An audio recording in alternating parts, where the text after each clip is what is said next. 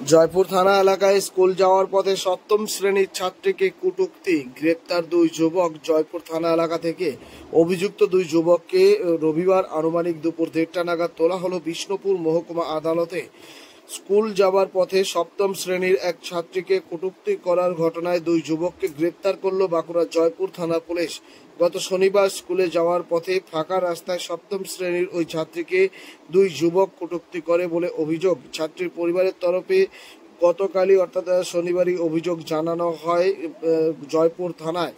এরপর অভিযুক্ত দুই যুবককে গ্রেপ্তার করে পুলিশ। স্থানীয় সূত্রে জানতে পারা গেছে, গত শনিবার স্কুলে যাওয়ার সময় ফাঁকা রাস্তায় সপ্তম শ্রেণীর এক ছাত্রীকে পথ আটকায় দুই যুবক।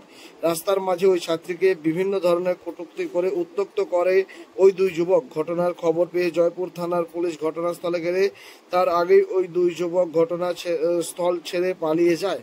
পরে ছাত্রীর পরিবারের অভিযোগের ভিত্তিতে ঘটনার তদন্ত নামে জয়পুর থানা পুলিশ শেখ জহরুল ও শেখ নাজির নামের দুই যুবককে গ্রেপ্তার করে।